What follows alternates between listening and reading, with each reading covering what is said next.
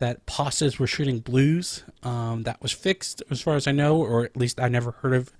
Never heard first-hand account of it, so I don't know if it actually was Or in the it game. never Yeah, happened. I don't know if that was ever confirmed, and I think we Yeah, and got there were some some. CCP guys that were kind of like, okay, if you're seeing this, I need examples, because they sounded like they didn't really believe it. So, but there was a lot of rumors that's got about going around about that particular one.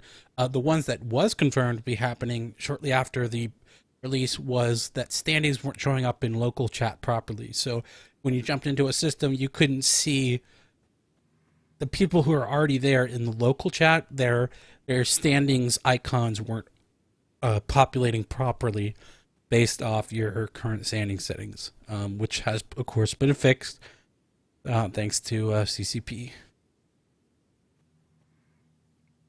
There's one other one that is escaping me. It's the main reason why I brought this up. Ah, the wormhole. I Oh, don't know so if it yeah, was a bug, I don't know if but this is yeah. an exploit or what, but my understanding, and I would actually have to lend myself to Lank, who unfortunately he was feeling a bit under the weather tonight. He wasn't able to join us.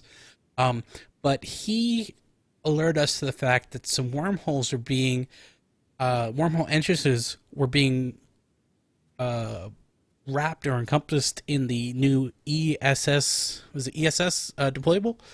And what happens is the entire system will get an alert when somebody enters the warp disruption bubble of that particular deployable. And so they were using it as like an early warning system for the wormhole. You imagine if you're a wormhole dweller, you scan down your wormhole entrance, you put it on the wormhole entrance, and then you can just chill in your post or rat or combat site or whatever, and all you need to do is just watch for a system-wide alert, and you would know when someone entered system, which is obviously an exploit. I believe, my understanding I is don't that know if it's CCP. obviously an Okay, exploit. it is. It is clearly the unintended consequence of It it. is a creative use of built-in game mechanics. You're Unfortunately, you have a creative CCP use of has fixed words trying to worm your way out of this one. No, it's he didn't use it, but yeah, CCP. As my understanding, is CCP changed it to the fact, like Stargates or anything else, they moved it so it has to be a certain distance from wormhole. Is my understanding of what has changed, so that people don't do that as much. At least from my day tripping, I haven't seen it happening, so I assume that that is the case. Um, what's what's up with this Brave and TISHU drop a tissue. super care? Yep. Tissue, and I forget who their ticket, what their ticker is. Is that psychotic tendencies? Maybe I don't know. I'll correct it in post in the show notes. But they downed a super carrier today. That link is a link to the YouTube video of Brave taking down a super. Well, and actually, speaking of Brave and taking kicking back, I heard I saw a kill mail, and I'll link it in the show notes after the fact. But there was a group of miners who are in Brave, and of course, being in Brave Collective, you inherit certain war decks from very war decky corps and alliances. One of them being like the Marmite Collective, and then there's a number of other ones out there that kind of do this. They just habitually will war deck large alliances. Like in Test, we were almost constantly war decked in high sec, so you would watch out for the Marmite Collective or whatever the case may be. Well, that's also the case for Brave, and way war decking works is you can be your fair game target anywhere in high sec. Well, these particular miners in Brave were mining in like a point 0.5 system, not that far away from Brave's HQ, and they had constantly been, I don't know the term, costed by this group of war target guys. And basically, what they did is they set up a bait, or they set up some kind of bait or fight back, where they scouted it when he was coming in, and they set him up. And I think he was in a tornado, which is a battleship, it's a pretty expensive ship. I think all in all, it was about a 200 million-isk ship, and he's had some decent implants, if I remember correctly, as well, and they kind of fought back. So shout out to the brave miners out there as well. Final story of the night in the news section. I just want to touch on this briefly because I know Lank wanted to talk about it.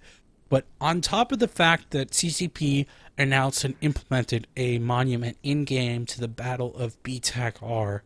CCP just announced this week that they're going to be working on a physical monument to the players of EVE. Now, I should clarify, since I mentioned it, this has nothing to do with Battle of BTAC-R directly. This was in progress beforehand.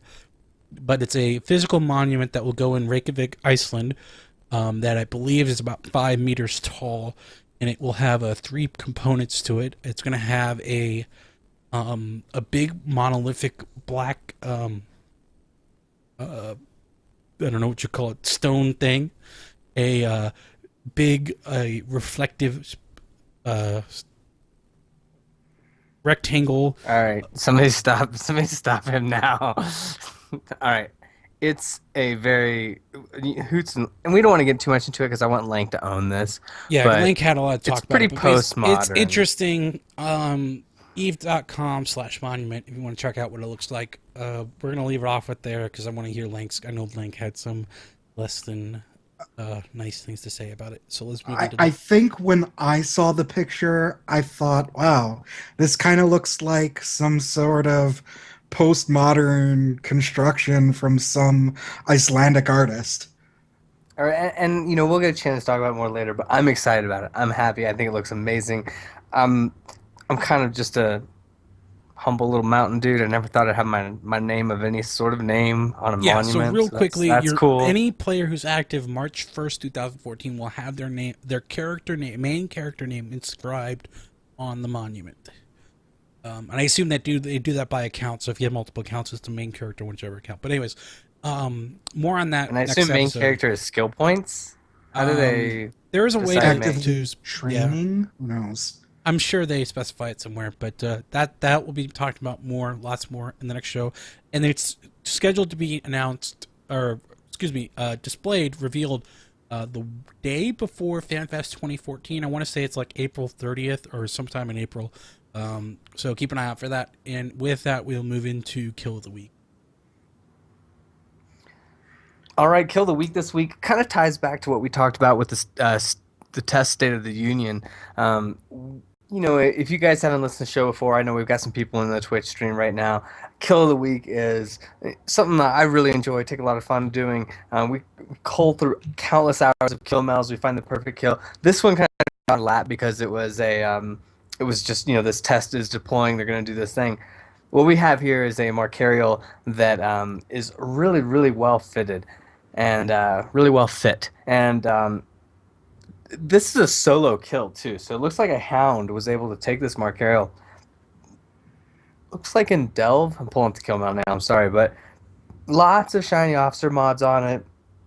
This is a good way to kind of introduce yourself to the locals, I think. So if you enjoy kill mails, take a look at these, but don't lose your expensive bling fit PvE Marcarials to a little hound. Yeah, But, make sure you uh, pay up to the test mob overlord. Contact your local Exactly. test Diplo to get immunity. Exactly, and these guys are pulling the whole. What are those guys who live in high sec that are the griefers? Marmite Collective? No, the minor bumping people. James 315, minor Yeah, bumping. that guy. Yeah, Those yeah. guys. So it's good to see some of this going on. But get us your kill mails, guys. We really enjoy listening to these and what you guys have going on out there. Love a good story. You can email us your kill mail at podcast@capstable.net. We'll get on the show. But yeah, tell us a story with it if you've got a good one too. I mean, even if it's just a good blap somewhere on I don't know. Give us a good story. That's what we're looking for. So. All right, and feedback this week. We unfortunately don't have any. I haven't seen anything come in. I did want to mention a couple things. First off, if you feel like it, feel free to review us on iTunes. We will give shout-outs in the show for anybody who gives us a 5-star review. We haven't had one of those in a while, so if you do, I'll be happy to shout you out. Secondly, as you kind of heard Kuda just talk about, I don't know if we actually mentioned it in the show last week, we're attempting to do a live stream of this show. We haven't quite got the times nailed down yet. We're a little loosey-goosey with that. We're going to try to aim for Saturday nights around 9 o'clock Central, 10 o'clock Eastern, so forth. But that's not set in stone just yet. If you follow us on twitch.tv/capstable, and you just click the follow button. You'll be alerted when we go live. Today I went live a little bit before the show started while we're working on show notes, and we had some music going. We usually keep a little Stu, video. Yep. I don't know if you were there, but I pitched the idea.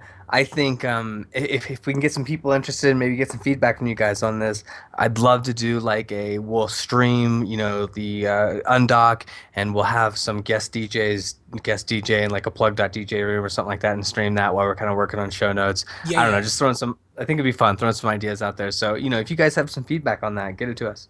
Yeah, sure thing. So yeah, there's a website called plug.dj, what we usually use for fleets and stuff, for some audio stuff. If you are interested to catch us during the live shows, we will try to get you in there, and you'll be able to just kind of set the music that we play during the show, release the pre-show while we're working on show notes and stuff.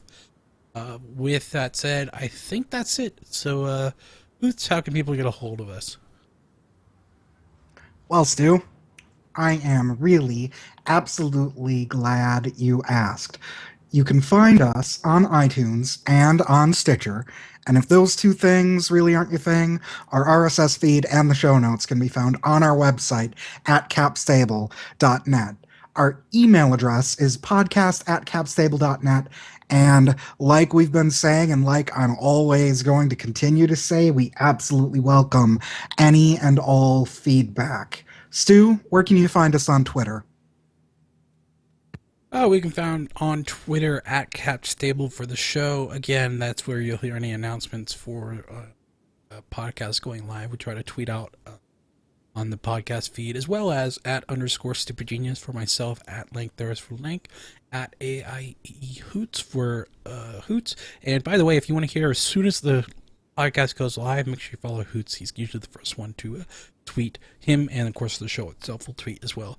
And Kudo Timberline, not too long after the show goes live, he is always there to retweet for us, because he is our Twitter rock star. He keeps an eye on Tweet Fleet like you wouldn't believe, and keeps us in the tune with anything that's going on there. But on behalf of Kuda, Link, there's Hoots, and Aura, this is Stupid Genius saying thanks for joining us on this episode of the Cap Stable Podcast. Explode hilariously, ladies and gentlemen, and have a great week.